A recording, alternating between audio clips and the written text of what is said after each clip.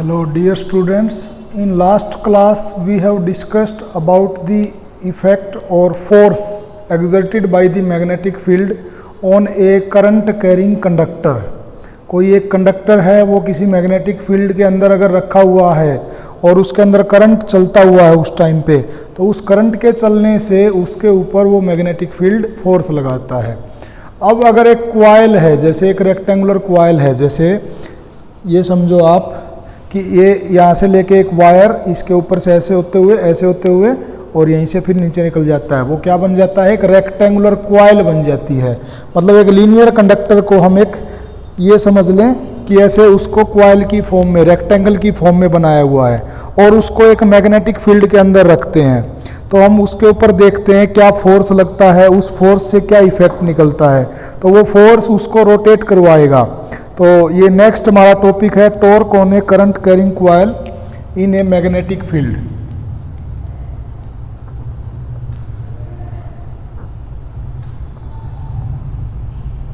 Torque on A current carrying coil in a magnetic field।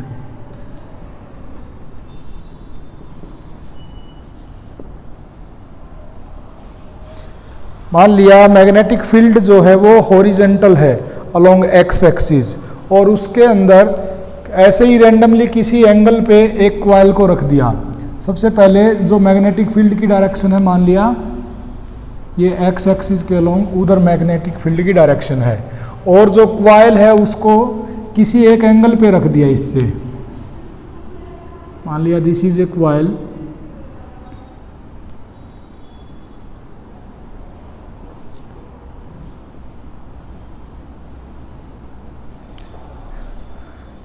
ये P Q R S जो मैंने coil बताई थी। क्वाइल का मतलब है उसको आपने वायर को ऐसे इसके ऊपर से ऐसे है, वो एक वायर जो बन जाएगा, बीच में कुछ नहीं है, सिर्फ एक वो वायर जो बन जाएगा ऐसे रेक्टेंगुलर शेप में, उसको क्वाइल बोलते हैं। और वो हमने, ये बी तो है अलोंग एक्स एक्सिस इस बोर्ड के अलोंग, और ये जो क्वाइल है इसको हमने ऐसे इंक्लाइंड कर दिया। तो फिलहाल ये जो मैं इंक्लाइंड दिखाना चाहता हूँ, इसका मतलब ये ऐसे है क्वाइल इसकी। तो ये क्वाइल का ये पी पॉइंट है, ये क्यू पॉइंट है, ये आर पॉइंट है, ये एस पॉइंट है। तो इसके अंदर से करंट फ्लो होता है। मान लिया I is the current flowing in this coil।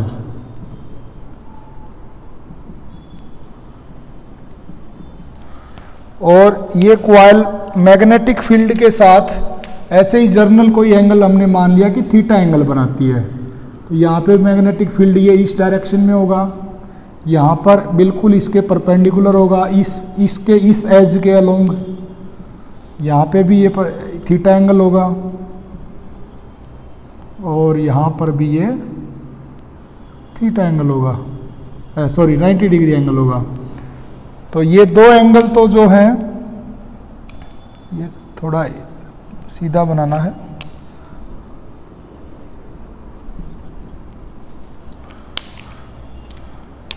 This is angle theta and this is angle theta. This is angle 90 degree and this angle is 90 degree.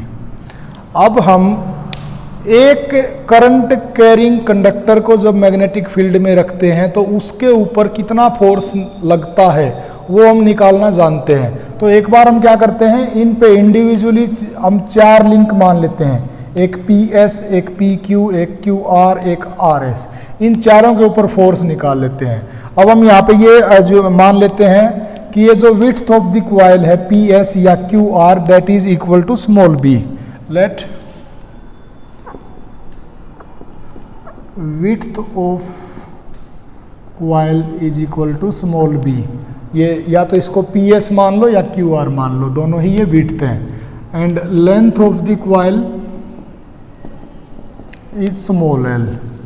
अब सबसे पहले हम करंट फोर्स निकालते हैं इस PS coil के ऊपर, force on PS coil। force on PS coil ये लिंक, सॉरी कॉइल तो ये पूरी है, तो इसके ऊपर जो फोर्स है इसका मान लिया हमने नाम दे दिया 4, क्योंकि ये पी से शुरू है इसलिए इसके ऊपर जो फोर्स आएगा उसका हम नाम देंगे 1 F1 F2 F3 F4, तो इसका हमने नाम दे दिया 4। तो force on this link PS वो कितना होगा, जब कोई करंट कैरिंग एलिमेंट को मैग्नेटिक फील्ड के अंदर रखते हैं तो उसका निकलता है total force I into L cross B। तो I मतलब इसके अंदर करंट कितना फ्लो होता है, लेंथ का मतलब है इसकी पूरे की लेंथ कितनी है SP क्रॉस ये जो मैग्नेटिक फील्ड है। अब यहाँ पे ये जो लिंक है और ये जो मैग्नेटिक फील्ड है इन दोनों के बीच में एंगल हम देख सकते हैं, this is the angle between them 180 minus theta. तो इन दोनों के बीच में जो एंगल है वो है 180 माइनस थीटा। तो ये जो जब इसको ओपन करेंगे तो ये बन जाएगा I SP की जगह लिख देंगे B और ये B साइन 180 माइनस थीटा। तो ये IBB sine 180 minus theta, sine 180 minus theta की वैल्यू होती है साइन थीटा। तो this is IBB sine theta, this is the F4।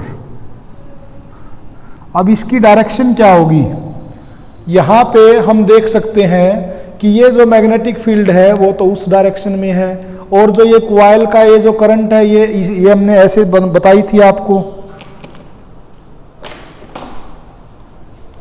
This is the coil.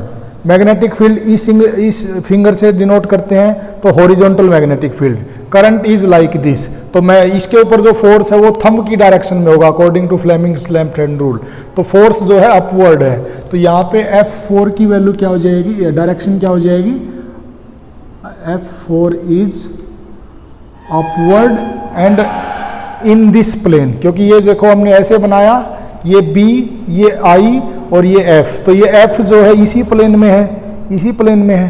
तो F4 is perpendicular to this edge and directed upward and in the plane of the coil.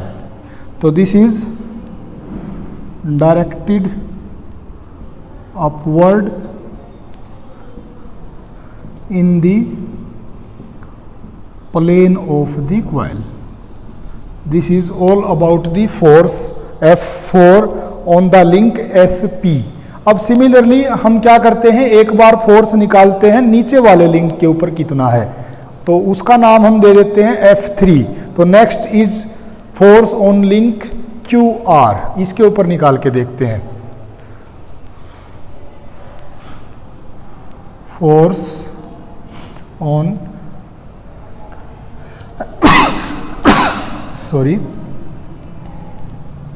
QR और उसका नाम जो है हमने दे दिया F3। तो ये F3 अब सिमिलरली ऐसे ही करेंगे, करंट इंटू QR इंटू में मैग्नेटिक फील्ड B। तो करंट तो I है पूरे में और QR इसकी लेंथ है, तो लेंथ का क्रॉस प्रोडक्ट मैग्नेटिक फील्ड के बाद साथ। अब यहाँ पे QR width of the coil को रिप्रेजेंट करती है, तो इसकी ये जो लंबाई है ये छोटे QR की ये B है और ये करंट और मैग्नेटिक फील्ड में यहाँ पे एंगल थीटा है। यहाँ पे मैग्नेटिक फील्ड की उधर डायरेक्शन थी, करंट की इधर डायरेक्शन थी, तो दोनों के बीच में एंगल 180 माइनस थीटा था, लेकिन यहाँ पे इनके बीच में एंगल थीटा है। तो ये बन जाएगा IBB sine theta, this is the force F3।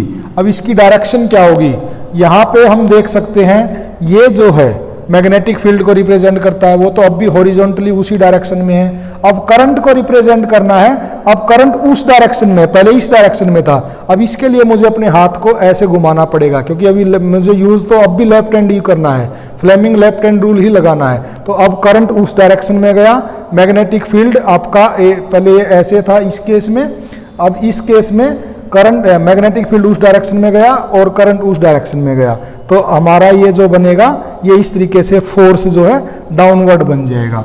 तो दिस इज F3। तो F3 is the acting directed downward in the plane of the coil, directed downward in the plane of the coil, this is F3। अब निकालते हैं जो length wise हैं दो conductor, इनके ऊपर कितना फोर्स लगता है। तो अब फोर्स निकालेंगे PQ के ऊपर।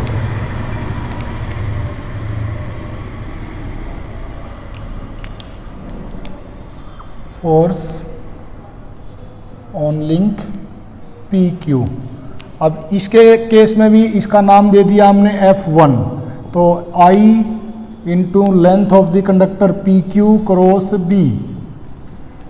तो इसको जब ओपन करेंगे तो ये बनेगा PQ मतलब length of this link PQ that is L। B is magnetic field, और यहाँ पे करंट और मैग्नेटिक फील्ड के बीच, मतलब ये जिसमें से करंट फ्लो करता है उस लेंथ और इस मैग्नेटिक फील्ड के बीच एंगल 90 डिग्री है, तो दिस इज साइन 90 डिग्री। तो ये बन गया ILB, this is force F1। और इसकी डायरेक्शन क्या हो जाएगी, इसकी डायरेक्शन को निकालने के लिए हम क्या करेंगे, दोबारा से फ्लेमिंग लेफ्ट हैंड रूल को यूज करते हैं। उस डायरेक्शन में क्या है, B है, और I क्या है, डाउनवर्ड डायरेक्शन में है। तो I डाउनवर्ड डायरेक्शन में, B उस डायरेक्शन में, तो फोर्स जो है ये बनेगा normal to this plane and outward. तो इसको मैं ऐसे रिप्रेजेंट करता हूं, ये बिल्कुल आपकी तरफ है, इस बोर्ड से हमारी तरफ है, तो this is normal to the plane and outward, normal to the plane and outward. अब हम निकालते हैं F2, 1 2 निकाल चुके, ये F3 निकालते हैं, force on link RS, force on link RS, उसका नाम दे दिया हमने F3। तो F3 क्या होगा, I into length of conductor RS cross magnetic field. तो यहाँ पे I इंटू RS क्या है, length of the conductor, RS link जो है L into magnetic field B। यहाँ पर भी RS या करंट कैरिंग कंडक्टर के बीच और मैग्नेटिक फील्ड के बीच एंगल 90 डिग्री है, तो ये भी क्या बन जाएगा, साइन 90। तो ये बन जाएगा ILB, this is force F3। अब इसकी डायरेक्शन क्या होगी F3 की, तो इसकी डायरेक्शन हम दोबारा से Fleming left hand rule use करके निकाल सकते हैं, और वो क्या बताता है कि दिस इज मैग्नेटिक फील्ड। अब करंट क्या है, करंट अपवर्ड डायरेक्शन में, तो मुझे अपने हाथ को ऐसे रोटेट करना पड़ेगा। सेंट्रल फिंगर जो करंट की डायरेक्शन को रिप्रेजेंट करती है, this is magnetic field, this is current. तो मेरा थंब जो है अब नॉर्मल एंड इनवर्ड डायरेक्शन में है। तो अब इस केस में जो फोर्स होगा वो ऐसे होगा, बिल्कुल इसके नॉर्मल और इनवर्ड डायरेक्शन में। Then this is F3, it was F1। तो इसकी जो डायरेक्शन होगी normal to the plane and inward, normal to the plane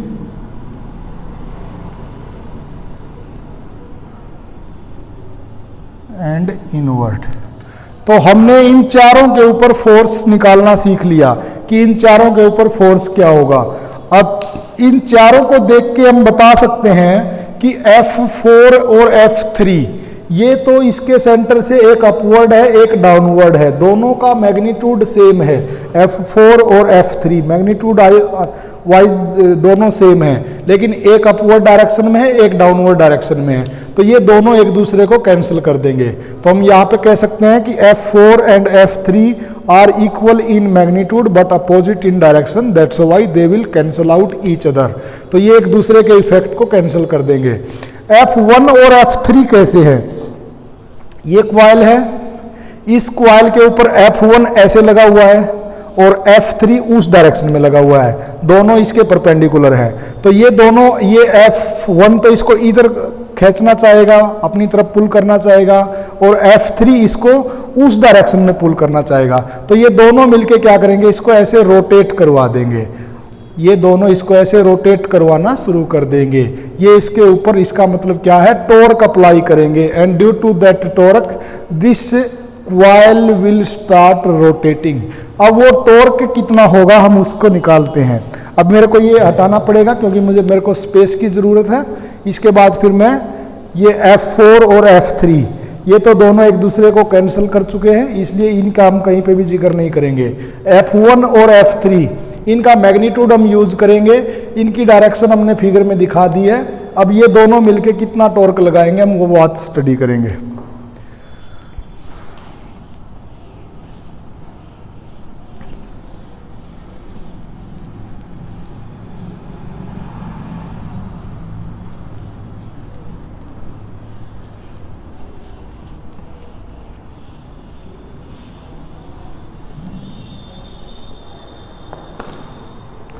तो नेक्स्ट है F1 एंड F3, ये है I into L into B।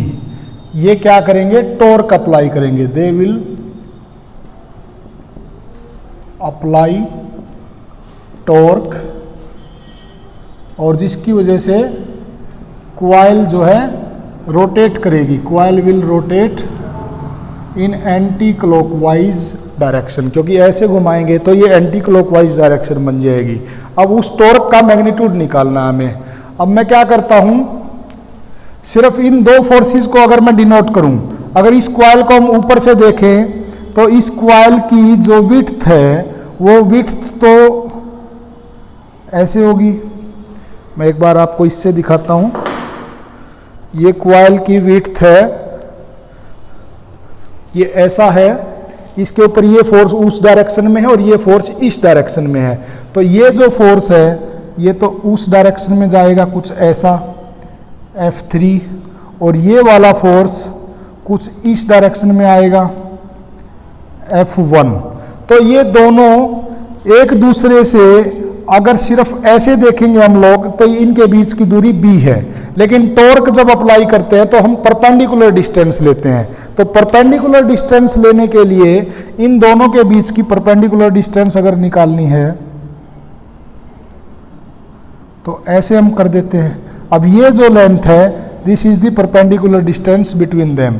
अब ये एंगल कितना होगा, अगर ये एंगल पता चल जाए हमें तो इसको क्या कर सकते हैं, b cos थीटा, अगर ये थीटा एंगल है तो ऐसे बना सकते हैं। अब ये एंगल कैसे पता कर सकते हैं, यहाँ पे हमें पता है कि ये उस डायरेक्शन में b है, ये जो है इसके परपेंडिकुलर हॉरिजॉन्टल डायरेक्शन में b को रिप्रेजेंट करते हैं। तो दिस इज थीटा, अगर ये एंगल थीटा है तो ये एंगल भी क्या बन जाएगा, थीटा बन जाएगा।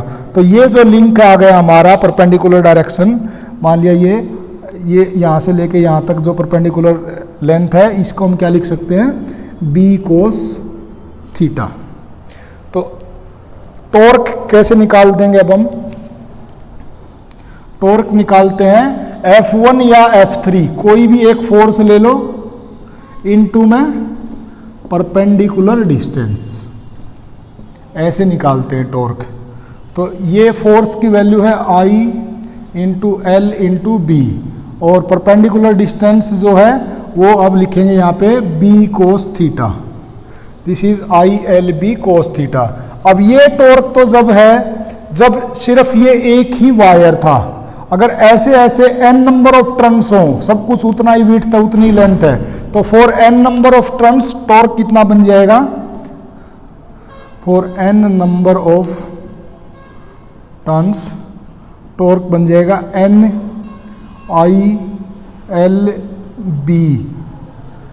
cos theta. तो यहां पर ये जो L और B है इसको हम क्या लिख सकते हैं, length into width of the coil. Length into width को हम लोग लिख सकते हैं एरिया ऑफ द क्वाइल। तो ये बन जाएगा ये small b not capital B, L into small b, ये बन जाएगा एरिया ऑफ द क्वाइल। तो NIA area of the coil, और ये b cos theta. This is the torque exerted by the magnetic field on the coil. अब अगर मैं इस क्वाइल के एक परपेंडिकुलर या नॉर्मल ड्रा करूंगा तो वो नॉर्मल की ऐसे डायरेक्शन होगी। अब उस नॉर्मल को अगर मैं शो करना चाहूं तो उस नॉर्मल को मैं ऐसे शो कर सकता हूं, this is normal on the coil. तो ये एंगल कितना होगा 90 डिग्री पूरा का पूरा, क्योंकि नॉर्मल है। और अगर इस थीटा को छोड़ के ये जो एंगल बचा हुआ है इसको हम नाम दे देते हैं अल्फा। तो थीटा प्लस अल्फा की वैल्यू क्या होगी 90 डिग्री।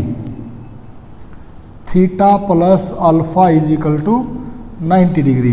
तो यहां से थीटा की वैल्यू क्या आ जाएगी 90 minus alpha.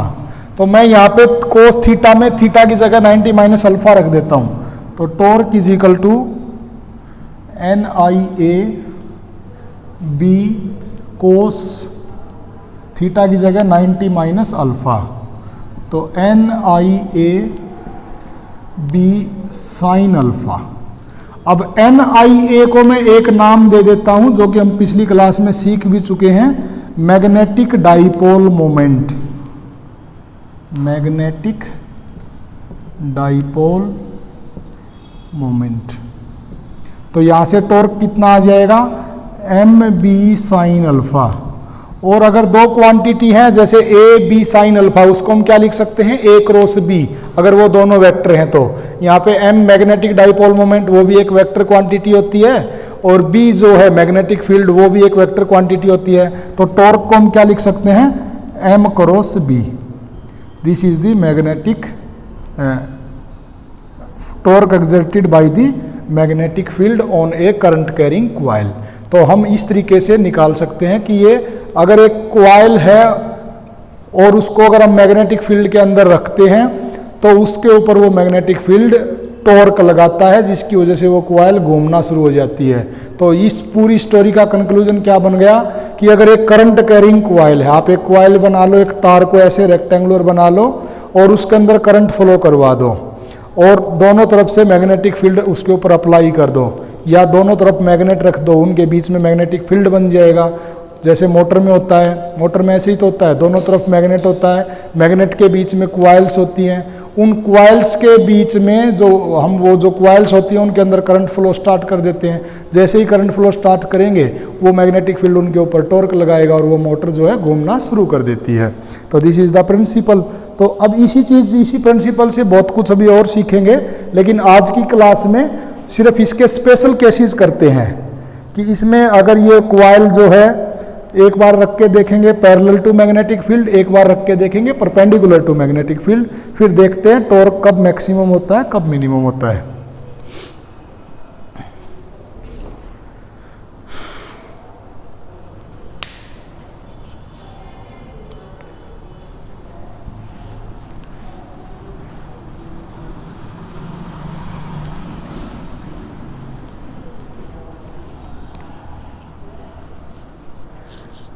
Special case.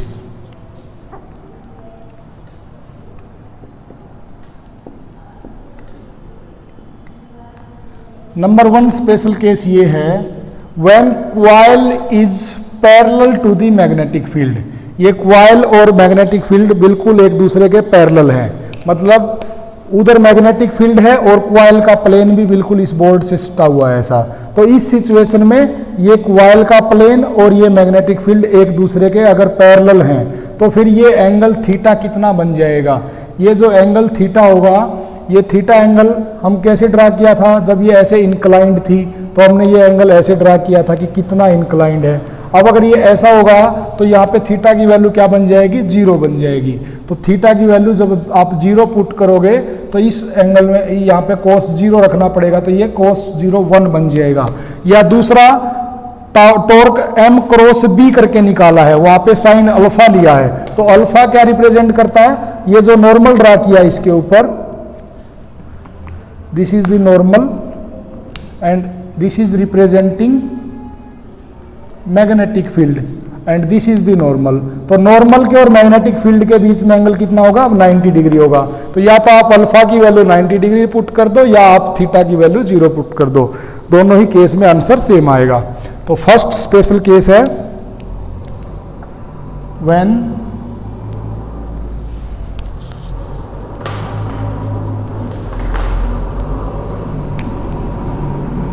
coil is having its plane parallel to the magnetic field. अरे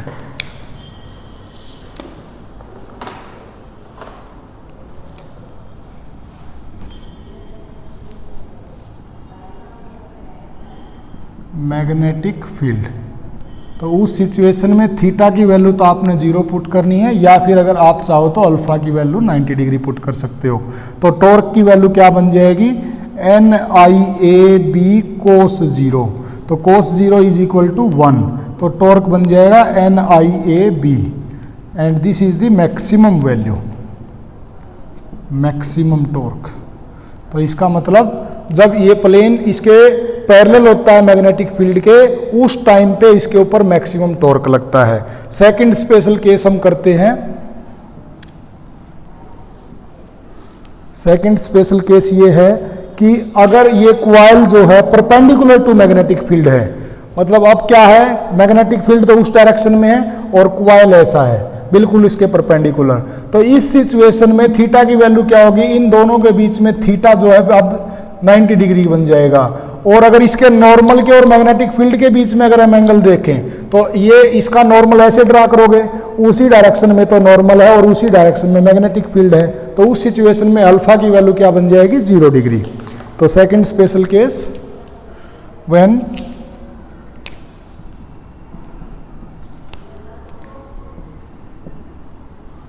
coil is perpendicular to the magnetic field, तो इस सिचुएशन में थीटा की वैल्यू तो बन जाएगी 90 डिग्री, या फिर आप रख सकते हो अल्फा की वैल्यू 0 डिग्री। तो torque is equal to NIBA sign